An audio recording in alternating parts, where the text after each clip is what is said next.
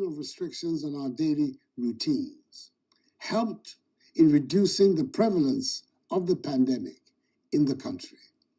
And government has been but to reintroduce some of these restrictions in order to help save the situation. I know these measures in the recent past were unpleasant, but over a period, they resulted in a favorable situation for the country. We have to return to them. So, fellow Ghanaians, until further notice, funerals, weddings, concerts, theatrical performances, and parties are banned. Private burials with no more than 25 people can take place with the enforcement of the social distancing, hygiene, and mask-wearing protocols. Beaches, nightclubs, cinemas, and pubs continue to be shut. Our borders by land and sea remain closed. All workplaces, public and private, must employ a shift system for workers, in addition to the use of virtual platforms for business or work. Conferences and workshops can take place with all the appropriate protocols. However, I encourage the use of virtual platforms for such engagements. Restaurants should provide takeaway services and should, as much as possible, avoid seated services. The National Sports Authority and the Ghana Football Association should ensure compliance with the 25% capacity rule in our stadia, with spectators respecting the social distancing rule and wearing of masks. To the revered leaders of our religious organizations, that is our churches and mosques, I entreat you to enforce to the letter the protocols relating to attendance, i.e. the 2-hour duration, 1 meter social distancing, mask wearing, use of sanitizers, and the presence of Veronica buckets, liquid soaps, and rolls of tissue paper. I note that since the reopening of our schools 2 weeks ago, we've witnessed only few reports of cases among students. I appeal to school authorities and teachers to enforce the guidelines provided by the Ghana Education Service, and I urge the Ghana Health Service to continue their surveillance at the schools so we can contain any reported cases. As we step up public education and enforcement of the protocols and public gatherings, let me also state that regulatory agencies will undertake random checks to ensure conformity with these rules, and the security services will be tasked to enforce them. You do not have to be arrested by the police before you wear your mask.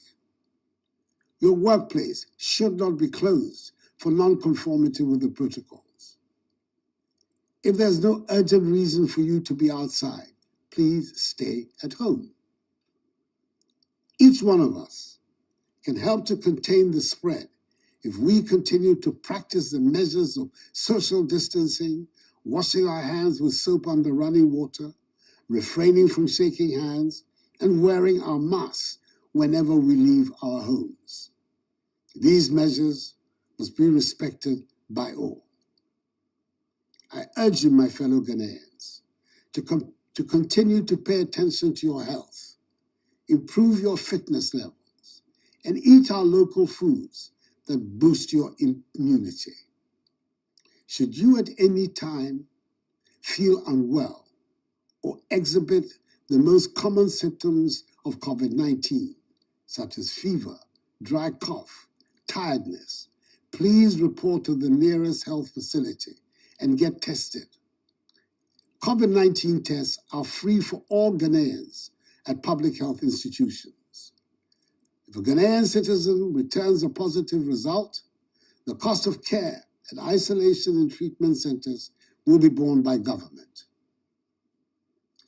At the 58th Summit of the Authority of ECOWAS Heads of State and Government, held virtually, it was agreed that the cost of the COVID test for inbound ECOWAS nationals be pegged at 50 United States dollars at the Kotoka International Airport. The cost of the test for non-ECOWAS nationals still remains 150 United States dollars. ECOWAS nationals and travelers who test positive will bear the cost of the mandatory isolation and treatment. Ghanaian nationals, however, who test positive upon their arrival into the country will have their isolation and treatment costs borne by the state.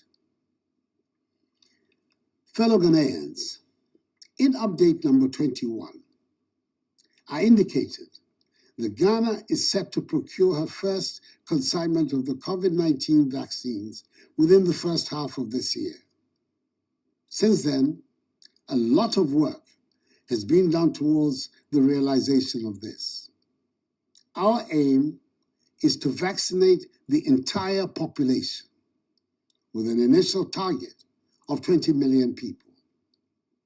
Through bilateral and multilateral means, we're hopeful that by the end of June, a total of 17,600,000 vaccine doses would have been procured for the Ghanaian people. The earliest vaccine will be in the country by March. The Food and Drugs Authority, FDA, will use its established processes for granting emergency use authorization for each vaccine in Ghana. As President of the Republic, I assure you that only vaccines that have been evaluated and declared as safe for use in Ghana will be administered. Government will continue to monitor our COVID-19 situation and will remain resolved in ensuring that we are able to return to normal daily routines. I remain hopeful that if each one of us embraces fully the safety protocols and we continue to put our faith in the Almighty, we will emerge strongly from this pandemic. And Rianum, if Ibra minimo kasaya no, na ochi mienu niye, yare no eyi huba, fa na efa nipa, misramo, mo bianfa yare no indi agro. Mundi sise no so, ni titio, mo se mas no, eno ene beboye. Nyemime, oti enyone, ni kenya wie, hela efe gbeye, ekeme yawa, ni panify, moko ke hela akashe, ni yamlano, ni titru masuwe, no bab wawo. My faith in God tells me that this too shall pass, for the battle is the Lord's. May God bless us all in our homeland, Ghana, and make her great and strong. I thank you for your attention, and good night.